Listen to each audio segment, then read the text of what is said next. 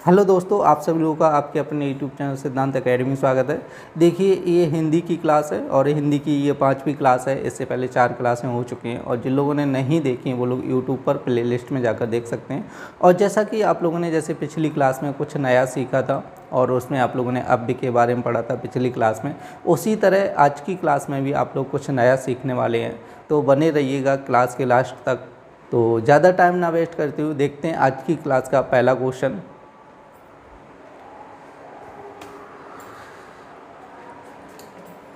देखिए, आज की क्लास का जो पहला क्वेश्चन दिया गया है, कह रहा है कि आरंभिक अवस्था के बच्चों को कहानी शिक्षण की सर्वाधिक उपयुक्त विधि है। तो आपका कह रहा है चित्र विधि, वार्तालाप विधि, प्रश्नोत्तर विधि और कहानी कथन विधि।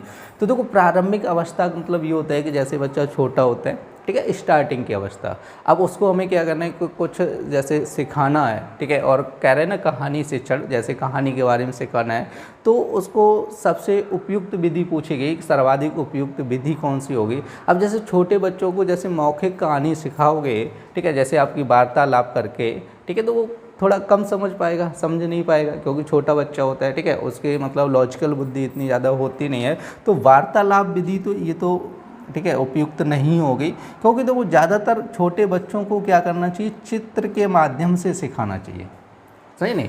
क्योंकि क्या होता है कि जैसे छोटे बच्चे हैं, उनको चित्र दिखाओ तो वो ज़्यादा अच्छे से समझ सकते हैं। तो आपका कह रहा था कहानी शिक्षण की सर्वाधिक उपयुक्त विधि पूछी गई, तो आप सर्वाधिक उपयुक्त विधि क्या होगी, चित्र विधि दी।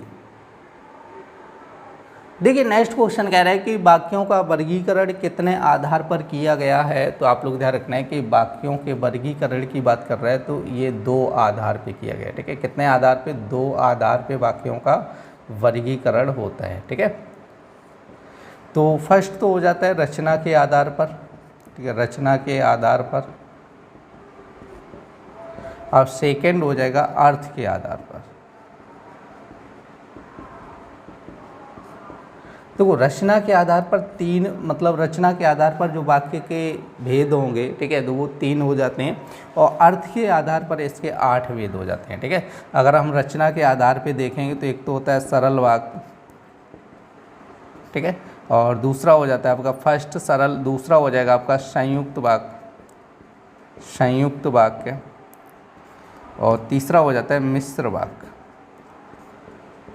ठीक है। ध्यान रखना है, ये आपके रचना के आधार पर होते हैं 3 टाइप, सरल वाक्य, संयुक्त वाक्य, मिश्र वाक्य। तो हमसे क्या पूछा गया है, वाक्यों का वर्गीकरण कितने आधार पर। देखो, कितने आधार पे पूछा गया, तो आप लोग ध्यान रखना है कितने आधार पे किया गया, 2 आधार पे, ठीक है। और कौन कौन से 2 आधार हो जाएंगे आपके, रचना के आधार पर और अर्थ के आधार पर, ठीक है। तो देखिए, रचना के आधार पर इसके वाक्य के कितने भेद होते हैं, 3 हो जाते हैं, ठीक है, आप लोग ध्यान रखना है। और अर्थ के आधार पर कितने होते हैं, 8 होते हैं, ठीक है। यदि आगे आपका जैसे कोई क्वेश्चन पूछा जाएगा तो ये भी बताएंगे 8 कौन कौन से भेद होते हैं। अब रचना के आधार पर तो आप लोग 3 भेद ये जो दिए गए हैं, तो आप लोग नोट कर लीजिएगा इसको।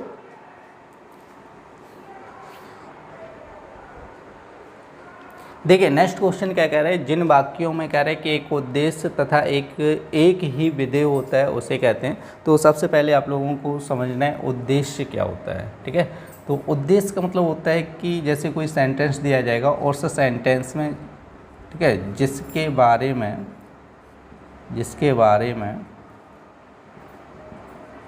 कुछ कहा जाए, कहा जाए, आप लोग ध्यान रखना है, ठीक है। अब जैसे उद्देश्य का मतलब क्या होता है कि जैसे एक कोई वाक्य दिया जाएगा और उस वाक्य में जिसके बारे में कुछ कहा जाएगा, ठीक है, उसको बोलते हैं उद्देश्य, ठीक है। अब हम लोग देखते हैं जैसे विधेय की बात करें, और देखो विधेय का मतलब क्या होता है कि जो कुछ भी कहा जा रहा है, ठीक है, जो कुछ कहा जाए, ठीक है, जो कुछ कहा जाए उसको क्या बोला जाता है, विधेय बोला जाता है, ठीक है। अब जैसे हम लोग उदाहरण देख रहे हैं, जैसे हमने लिखा है कि मोहन, ठीक है, विद्यालय जा रहा है, ठीक है, एक सेंटेंस मैंने लिख दिया एकदम सिंपल सा। और कह रहे कि मोहन विद्यालय जा रहा है, तो आप ये बताओ इस वाक्य में किसके बारे में बोला गया हो, ठीक है। जिसके बारे में भी बोला जाएगा उसको हम लोग उद्देश्य बोलेंगे, ठीक है, और जिसके बारे में बोला जाएगा, ठीक है, जो कुछ भी उसके बारे में बोला जाएगा उसको बोला जाता है विधेय। ठीक है, अब यहाँ पर इस वाक्य में किसके बारे में बात की जा रही है, तो आप लोगों को क्लियर हो रहा होगा, मोहन के बारे में बात की जा रही है। ठीक है, कि विद्यालय जा रहा है तो कौन विद्यालय जा रहा है, तो मोहन विद्यालय जा रहा है ना, तो ये आपका हो जाएगा उद्देश्य। ठीक है, मोहन क्या हो जाएगा, उद्देश्य। अब देखो मोहन के बारे में क्या बोला गया कि ये विद्यालय जा रहा है, मोहन कर क्या रहा है, विद्यालय जा रहा है, तो विद्यालय क्या हो गया, विधेय हो गया। ठीक है, तो आप लोग ध्यान रखना है। तो क्वेश्चन कह रहा था कि एक उद्देश्य और एक ही विधेय दिया जाए, ठीक है, तो उसे कहते हैं, तो उस वाक्य को क्या कहते हैं, आप लोग ध्यान रखना है कि उसको बोला जाता है आपका सरल वाक्य बोला जाएगा। ठीक है, तो सरल वाक्य बोला जाएगा। मिश्र वाक्य, देखो संयुक्त वाक्य में क्या होता है कि दो या दो से अधिक वाक्यों को क्या करते हैं हम लोग, जोड़ते हैं। ठीक है, दो या दो से अधिक वाक्यों को क्या किया जाएगा, संयुक्त किया जाएगा, जोड़ा जाएगा। ठीक है, और आपको मिश्र वाक्य क्या होता है, देखो मिश्र वाक्य की बात करें तो देखो क्या होता है कि जैसे आगे कोई सेंटेंस हो, ठीक है, जैसे आगे कोई एक वाक्य दिया जाएगा, उसके पीछे उससे रिलेटेड एक उपवाक्य दिया जाएगा। ठीक है, उसके अधीन कोई उपवाक्य दिया जाएगा। ठीक है, तो उसको बोला जाता है मिश्र वाक्य। ठीक है, आप लोग ध्यान रखना है कि आगे क्या दिया जाएगा, जैसे कोई आपका वाक्य बोला जाएगा, उसके अधीन कोई दूसरा उपवाक्य दिया जाएगा। ठीक है, तो आप लोग ध्यान रखना है। तो इसका आंसर हो जाएगा ऑप्शन नंबर बी, सरल वाक्य हो जाएगा। देखिए नेक्स्ट क्वेश्चन कह रहे हैं कि मिश्र वाक्य कहते हैं, तो आप लोग ध्यान रख रहे हैं कि कह रहे हैं जिसमें एक कर्ता और एक ही क्रिया हो तो मिश्र वाक्य कहते हैं। तो आप लोगों को अभी बताए थे कि मिश्र वाक्य का मतलब क्या होता है कि आपका जैसे कोई एक वाक्य होगा, ठीक है, एक वाक्य के अधीन में के अधीन कोई उपवाक्य दिया जाएगा। क्या दिया जाएगा, कोई उपवाक्य दिया जाएगा, उपवाक्य हो। ठीक है, तो एक वाक्य के अधीन में क्या होगा कि कोई दूसरा उपवाक्य होगा, तो उसी को बोला जाता है मिश्र वाक्य बोला जाता है। आप लोग ध्यान रखना है इसका। कह रहे कि एक कर्ता और एक कह रहे क्रिया हो, तो ये आपका गलत हो जाए, कर्ता क्रिया से कोई मतलब नहीं होता है। ठीक है, कह रहे कि जिनमें एक से अधिक प्रधान उपवाक्य हों और वे संयोजक अव्यय द्वारा जुड़ते हैं। तो देखो संयोजक का मतलब होता है जो जोड़ने का काम करते हैं। ठीक है, अव्यय मतलब आपका एक अव्यय बताया था उसमें। ठीक है, अव्यय कितने होते हैं, 4 भेद होते हैं अव्यय का। ठीक है, एक तो आपका होता है जो समुच्चय बोधक बोला जाता है, जो क्या करता है, सब वाक्यों को या शब्दों को जोड़ने का कार्य करता है। ठीक है, आप लोग ध्यान रखना है। तो आपका जैसे संयोजक का मतलब क्या होता है कि जो वाक्य को जोड़ता है, जैसे हम लोग बोले कि राम तथा श्याम, ठीक है, राम तथा श्याम, ठीक है, बाजार गए, बाजार गए। आप लोग ध्यान रखें, राम तथा श्याम, तो तथा के माध्यम से क्या है कि दो शब्द आपस में जुड़ रहे हैं, तो जो तथा वर्ड है वो क्या है, संयोजक अव्यय है, उसको क्या बोला जाए, संयोजक अव्यय है। तो संयोजक अव्यय द्वारा क्या कह रहे हैं कि एक या एक से अधिक प्रधान उपवाक्यों को जोड़ा जाएगा। तो जब उपवाक्यों को जोड़ा जाएगा तो ये आपका मिश्र वाक्य नहीं बनेगा, तो क्या बन जाएगा, संयुक्त वाक्य बन जाएगा। आप लोग ध्यान रखते हैं, तो ये क्या बन जाएगा, संयुक्त वाक्य बन जाएगा। ठीक है, एक या एक से अधिक वाक्यों को आपस में जब जोड़ा जाएगा तो वो क्या बन जाएगा, आपका संयुक्त वाक्य बन जाएगा। आप लोग याद रखना है। ठीक है, तो इसका वा ऑप्शन है वो संयुक्त वाक्य हो जाएगा। अब कह रहे हैं जिनमें एक साधारण वाक्य और कह रहा है कि उसके अधीन दूसरा उपवाक्य दिया जाए, तो ये आपका आंसर हो जाएगा। अभी आपको बताया था कि एक वाक्य के अधीन कोई उपवाक्य दिया जाएगा, कोई उपवाक्य या कोई दूसरा उपवाक्य दिया जाएगा। ठीक है, तो यहाँ पे कह रहा है ना, एक क्या होगा, साधारण वाक्य होगा, तथा उसी के अधीन में दूसरा क्या होगा, उपवाक्य होगा। तो आपका आंसर हो जाएगा ऑप्शन नंबर सी हो जाएगा। देखिए नेक्स्ट क्वेश्चन क्या कह रहे हैं कि जिन वाक्यों में कह रहे हैं एक से अधिक प्रधान उपवाक्य हों और कह रहे हैं वे संयोजक अव्यय द्वारा जुड़े हों, उसे कहते हैं। अभी आप लोगों को बताया था पिछले क्वेश्चन में ही। ठीक है, तो अब कह रहे हैं कि संयोजक अव्यय द्वारा क्या कर रहे हैं, जुड़े हों। संयोजक अव्यय आप लोगों को अभी बताया था कि जहाँ पर क्या होता है कि ऐसा शब्द जो दो या दो से अधिक वाक्यों को जोड़ता है या दो या दो से अधिक शब्दों को जोड़ने का काम करता है, उसको बोला जाता है संयोजक अव्यय बोला जाता है। ठीक है, जैसे तथा हो जाएगा, एवं हो जाएगा, अथवा हो जाएगा। ठीक है, जैसे किंतु हो जाएगा, परंतु हो जाएगा। ठीक है, तो आप लोग ध्यान रखना है। तो आपके ये संयोजक अव्यय बोले जाते हैं। और संयोजक अव्यय द्वारा जब दो या दो से अधिक, जैसे लिखा ना, एक या एक से अधिक उपवाक्य हों और वे जुड़े हों आपस में, ठीक है, तो उनको आपको बोला जाता है संयुक्त वाक्य। अभी बताया था आप लोगों को, उनको हम लोग क्या बोलेंगे, संयुक्त वाक्य बोलेंगे। ठीक है, तो आपका आंसर हो जाएगा ऑप्शन नंबर डी। आप देखो यहाँ पे आपका मिश्र वाक्य, सरल वाक्य और विधि वाक्य नहीं होगा, आपका डायरेक्ट आंसर क्या हो जाएगा, संयुक्त वाक्य बोला जाएगा। देखिए नेक्स्ट कह रहा है कि निम्नलिखित में से कौन सा शब्द संज्ञा है। जैसे यहाँ पे क्रुद्ध दिया गया है, क्रोध दिया है, क्रोधित या क्रोधी दिया गया है। ठीक है, तो यहाँ पर एक संज्ञा का मतलब होता है कि जैसे किसी व्यक्ति, वस्तु, स्थान, प्राणी के नाम को क्या कहा जाता है, संज्ञा कहा जाता है। और जो आपकी पहली दूसरी क्लास थी उसमें आपको संज्ञा, सर्वनाम, विशेषण, इन सब के बारे में आप लोग बता चुका हूँ। ठीक है, जो लोग पहली बार क्लास देख रहे हैं वो लोग पीछे की क्लासें देख लें तो अच्छे से सारी चीज़ें आपको क्लियर हो जाएंगी। तो हमसे कह रहे हैं संज्ञा की बात कर रहे हैं। संज्ञा का मतलब क्या होता है कि किसी भी चीज़ का नाम। आप लोगों को एक शॉर्ट तरीके से बताया था। संज्ञा का मतलब होता है कि जो भी चीज़ हम लोग देखते हैं, ठीक है, तो उन सब का जो नाम होता है वही क्या कहलाती है, संज्ञा कहलाती है। ठीक है, अब यहाँ पर देखो एक शब्द जैसे क्रोधित या क्रोधी, और यहाँ पे क्रुद्ध लिखा है और क्रोध लिखा है, तो इन चारों में से संज्ञा कौन सी होगी। संज्ञा का मतलब आपको होता है नाम, तो यहाँ पे आंसर हो जाएगा आपका क्रोध। ठीक है, क्रोध। ठीक है, गुस्सा करना। अब जैसे किसी को गुस्सा आ रहा है तो उसको क्या बोला जाए, इसको क्रोध आ रहा है, तो क्रोध एक नाम दे दिया गया है उसको कि इसको क्या आ रहा है, क्रोध आ रहा है। ठीक है, तो आप लोग ध्यान रखना है, तो इसका आंसर हो जाएगा ऑप्शन नंबर बी, क्रोध। देखिए नेक्स्ट क्वेश्चन कह रहे हैं कि कौन सा शब्द हमेशा बहुवचन में प्रयुक्त होता है। तो आप लोग ध्यान रखना है कि बहुत से शब्द हैं जो हमेशा बहुवचन की बात कर रहे हैं, तो बहुवचन में प्रयोग होते हैं। तो यहाँ पे जैसे आपको लिखा दे रहे हैं, जैसे प्राण होता है, जैसे आपका एक तो आंसू होता है, जैसे हस्ताक्षर होता है, हस्ताक्षर। ठीक है, जैसे आपका होश होता है, जैसे होश। ठीक है, जैसे दर्शन होता है।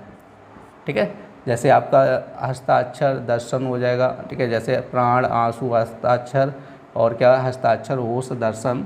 ठीक है, तो ये सारे वर्ड क्या होते हैं कि हमेशा बहुवचन में प्रयोग होते हैं। ठीक है, देखो जरूरी नहीं कि यहाँ पे आपका एक वर्ड दिया गया तो हो सकता है कुछ भी पूछ दे एग्जाम में, ये कंपलसरी थोड़ी नहीं होता है कि यही क्वेश्चन पूछा जाएगा।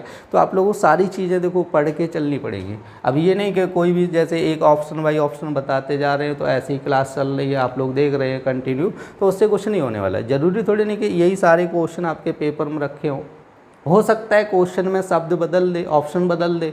अब यहाँ पर जैसे एक शब्द दिया प्राण, आपने केवल ये क्वेश्चन रट लिया कि कौन सा शब्द हमेशा बहुवचन प्रयोग, आपने रट लिया कि प्राण हमेशा बहुवचन होता है। अब प्राण की जगह या यहाँ पर लिख दे होश। ठीक है, होश लिख दे, तब बताओ आप लोग क्या करोगे।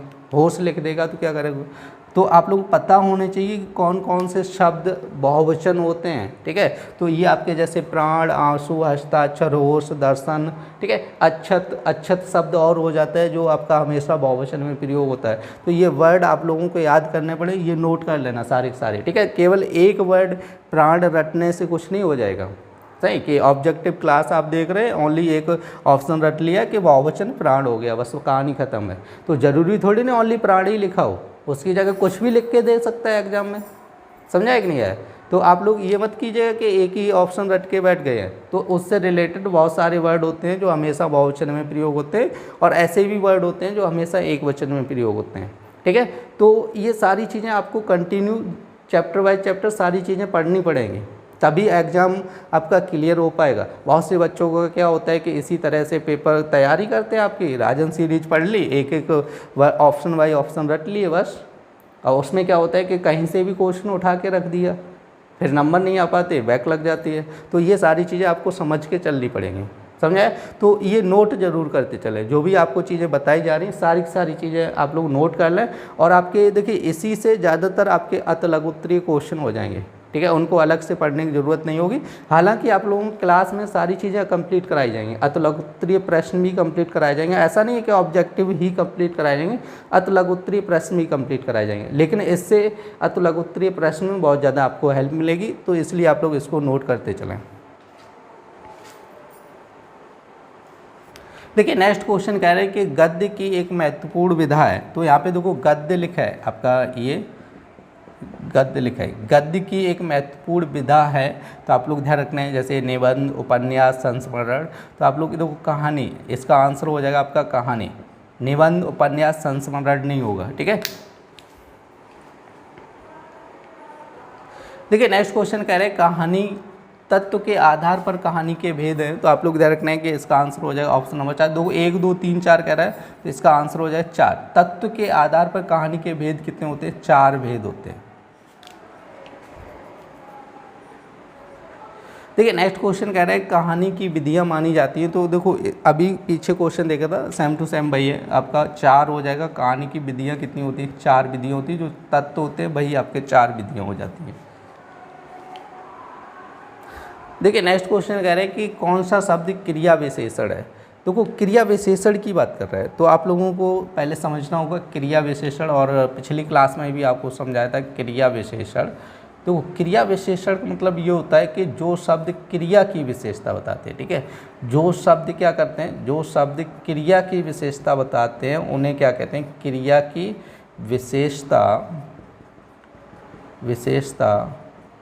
बतलाते हैं, उन्हें क्या कहते हैं? क्रिया विशेषण कहते हैं। आप लोग ध्यान रखें कि जो शब्द क्रिया की विशेषता बतलाते हैं उन्हें क्या कहा जाता है? क्रिया विशेषण कहा जाता है। आप लोग हमेशा ध्यान रखना है। और क्रिया की विशेषता का मतलब क्या होता है? जैसे चलना क्रिया होती है, जैसे यहाँ पे क्या है? चलना, जैसे चलना, उठना, बैठना, ये सारी की सारी क्या क्रियाएँ हैं, ठीक है। अब यहाँ पर जैसे कोई शब्द है जो क्रिया की, जैसे चलने की विशेषता बताए, तो जैसे बोलने के वह बहुत तेज चलता है, क्या बोल रहा है? तेज चलता है। तो ये तेज शब्द क्या होगा? चलने की विशेषता होगी कि तेज चलता है। जैसे बोला जाए वह धीरे धीरे चलता है, जैसे बोला जाए वह धीरे धीरे चलता है, ठीक है। वह धीरे धीरे चलता है, तो ये क्या होगी?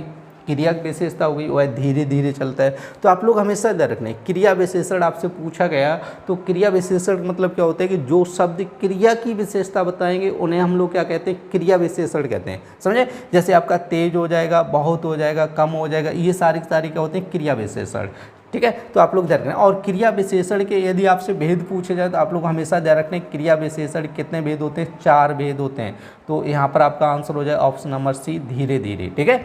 तो देखो ज़रूरत पड़ेगी तो वो सारी चीज़ें आपको समझाई जाएंगी, और आप लोगों को पहले ही बोला था और आज भी बोल रहा हूँ कि यदि आप लोग चाहते हो कि ये टॉपिक बाय टॉपिक सारी चीज़ें आपको कंप्लीट कराई जाएँ तो कमेंट करके ज़रूर बताएँ, ठीक है। आप लोग कमेंट करेंगे तो आपको सारी चीज़ें आपकी टॉपिक बाय टॉपिक सारी की सारी कंप्लीट कराई जाएंगी A to Z, ठीक है। तो आप लोग इसको नोट कर लीजिएगा। देखिए नेक्स्ट क्वेश्चन कह रहे हैं कि परिमाणवाचक क्रिया विशेषण अव्यय है। तो परिमाणवाचक का मतलब क्या होता है? अभी आपको बताया था कि क्रिया विशेषण, जो हमने बताया था क्रिया विशेषण, ठीक है। क्रिया विशेषण के कितने भेद होते हैं? 4 भेद होते हैं, ठीक है। तो एक तो होता है आपका कालवाचक, क्या होता है? कालवाचक क्रिया विशेषण। दूसरा हो जाता है आपका स्थानवाचक क्रिया विशेषण, ठीक है, स्थानवाचक क्रिया विशेषण। और तीसरा हो जाता है परिमाणवाचक, ठीक है, परिमाणवाचक क्रिया विशेषण, परिमाणवाचक क्रिया विशेषण। और चौथा हो जाता है रीतिवाचक क्रिया विशेषण, ठीक है, रीतिवाचक क्रिया विशेषण, ठीक है। तो ये 4 टाइप से आपकी क्रिया विशेषण होते हैं, आप लोग ध्यान रखना है। और देखो कालवाचक का मतलब ये होता है कि जब समय की बात की जाए जहाँ पर, ठीक है, जैसे आज, कल, परसों, दोपहर, शाम को, ठीक है, तो ये समय की बात की जाए, जैसे आज, कल, परसों, दोपहर, शाम, ठीक है, ये सब के सब क्या है? जैसे वर्षों, ठीक है, तो ये सब क्या है? समय की बात होगी। अब जैसे बात करते हैं स्थानवाचक, स्थानवाचक मतलब होता है जगह की बात की जाए। जैसे जगह की बात क्या होता है कि बोलते हैं ना, जहाँ खड़े हो वहीं रहो। जहाँ, जहाँ मतलब जहाँ खड़े हो वहीं रहो। जहाँ क्या हो गया शब्द? जगह की बात हो गई। जैसे कह रहे जहाँ खड़े हो वहीं रहो, तो जहाँ का मतलब क्या हो गया? जगह हो गई। जैसे जहाँ, यहाँ, वहाँ, ठीक है, जैसे यहाँ, यहाँ जगह, जगह की बात करते हैं। जैसे बोलते हैं ना यहाँ आ जाओ, यहाँ का मतलब क्या होता है? जिस जगह मैं खड़ा हूँ उस जगह आ जाओ, तो जगह की बात होती है। परिमाण का मतलब क्या होता है? जैसे मात्रा की बात की जाए। परिमाण आप लोग कई बार बताए हिंदी में, देखो परिमाणवाचक आप लोग रट लीजिएगा। परिमाण बहुत जगह आता है, जैसे आपका इसमें भी आता है, क्रिया विशेषण में भी परिमाणवाचक आ जाता है, ठीक है। और जैसे आपका पीछे भी हम लोग पढ़े थे, विशेषण में भी आपका परिमाणवाचक आ जाता है, ठीक है। तो आप लोग ध्यान रखना है, ये आपका क्रिया विशेषण, देखो नाम है क्रिया विशेषण मतलब क्रिया की विशेषता, लेकिन ये क्या है? अव्यय है। आप लोग ध्यान रखना है, कन्फ्यूजन हो जाए। इसको क्या बोला है? अव्यय टॉपिक पढ़ते हैं। अव्यय टॉपिक में 4 भेद होते हैं। अव्यय के, अव्यय के कितने भेद होते हैं? 4 भेद होते हैं। उसी का एक पार्ट है क्रिया विशेषण। बोला गया देखो परिमाण क्रिया विशेषण अव्यय है, तो डायरेक्ट बोला गया। आप लोग ध्यान रखें, क्रिया विशेषण कह रहा तो विशेषण का भेद नहीं है, ये अव्यय का भेद होता है। अव्यय कितने प्रकार के होते हैं? 4 प्रकार के होते हैं। उसका पहला जो भेद है वो क्रिया विशेषण है। और क्रिया विशेषण के भी कितने भेद होते हैं? 4 भेद होते हैं। परिमाणवाचक मतलब क्या हो जाता है? जहाँ पे मात्रा की बात की जाए, ठीक है। तो यहाँ पे परिमाणवाचक बोला गया हमसे, जैसे दिन भर, दिन भर का मतलब क्या हो गया? जैसे दिन भर, रात भर, तो ये हो गया आपका समयवाचक। क्या हो गया? ठीक है, आपका कालवाचक, बहुत सॉरी समयवाचक बोल रहा हूँ मैं, कालवाचक हो जाएगा। ये क्या हो जाएगा, कालवाचक हो जाएगा। अभी आपको बताया काल का मतलब जहाँ समय दिन भर बोला गया, दिन भर का मतलब जैसे दिन भर रात भर, तो ये सब कालवाचक हो जाता है। ठीक है, अब जैसे यहाँ पे सर्वत्र, सर्वत्र का मतलब होता है सब जगह, सब जगह का मतलब यहाँ पे क्या हो जाएगा, स्थानवाचक, क्या हो जाएगा, स्थानवाचक। ठीक है, सर्वत्र का मतलब क्या हो जाए, स्थानवाचक। देखिए निसंदेह आपका क्रिया विशेषण में नहीं आएगा, तो इसको अलग रखिएगा। अब कह रहे हैं अत्यंत, अत्यंत का मतलब होता है आपका बहुत। ठीक है, जैसे कि ना अत्यंत, तो ये आपका हो जाए परिमाणवाचक, ये क्या हो जाए, परिमाणवाचक। ठीक है, आप लोग ध्यान रखना है, इसको क्या बोला जाए, परिमाणवाचक विशेषण बोला जाएगा। आपका आंसर हो जाएगा ऑप्शन नंबर डी। देखिए नेक्स्ट कह रहे हैं कि अपूर्ण भूत का उदाहरण होता है। अपूर्ण भूत का मतलब आप लोग पहले समझिएगा। अपूर्ण भूत का मतलब ये होता है कि जहाँ पर लगे कि क्रिया मतलब अभी पूर्ण नहीं हुई है। ठीक है, जैसे क्रिया पूरी नहीं, ठीक है, हुई हो, जहाँ क्रिया पूर्ण नहीं हुई हो, ठीक है, तो वहाँ पे क्या बोला जाएगा, आपका अपूर्ण भूत। क्रिया जैसे पूर्ण नहीं हुई है, अभी क्रिया चल रही है, कंटिन्यू चल रही है, ठीक है, तो उसको बोला जाएगा आपका अपूर्ण। अपूर्ण मतलब क्रिया खत्म नहीं हुई है, अब भी लगातार चल रही है। ठीक है, तो इसका पूरी नहीं हुई, या इसको लिखो क्रिया पूर्ण नहीं हुई है। ठीक है, पूर्ण का मतलब कंप्लीट नहीं हुई है। जैसे कह रहे हैं आपका पुत्र मिला था, तो इसमें देखो क्रिया का मतलब कोई है नहीं, क्रिया जैसे पूर्ण अपूर्ण का क्या मतलब, आपका पुत्र मिला था तो पास्ट में पहुंच गया सीधा सीधा। कह रहे बालक सो रहा था, देखो सो रहा का मतलब, था का मतलब पास्ट में पहुंचा, अब कंटिन्यू चलिए, जैसे सो रहा, ठीक है, अभी भी सो रहा है, क्रिया खत्म नहीं हुई है, तो इसलिए इसको क्या बोला जाए, अपूर्ण भूत बोला जाएगा। ठीक है, इसको क्या बोला जाए, अपूर्ण भूत बोला जाएगा। देखिए नेक्स्ट क्वेश्चन क्या कह रहे हैं, वाचन द्वारा अधिगम किस प्रकार प्राप्त की जा सकती है। तो यहाँ पर फर्स्ट ऑप्शन दिया है सुनकर। सुनकर का मतलब ये होता है जैसे आपका कोई दूसरा व्यक्ति वाचन कर रहा है और आप क्या कर रहे हैं, सुन रहे हैं। ठीक है, दूसरा व्यक्ति वाचन कर रहा है, आप सुन रहे हैं, और सुनकर क्या कर रहे हैं, आपका ठीक है अधिगम प्राप्त कर रहे हैं, तो इसको बोला जाएगा कि वाचन द्वारा अधिगम। ठीक है, अब कह रहे हैं पढ़कर, पढ़कर मतलब क्या है कि आप स्वयं पढ़ रहे हैं। ठीक है, तो उससे भी हो जाएगा। अब कह रहे हैं स्वयं बोलकर, स्वयं बोलकर मतलब ये होता है कि जैसे बुक पढ़ रहे हैं और तेज तेज बोल रहे हैं। अब तेज तेज बोल रहे हैं तो तुम्हें खुद भी तो सुनाई देगा कि नहीं देगा, कह रहे हैं ना स्वयं बोलकर, आप स्वयं बोलोगे तो सुनाई भी देगा। तो ये आपका आंसर हो जाएगा ऑप्शन नंबर डी, उपर्युक्त सभी आपका आंसर हो जाएगा।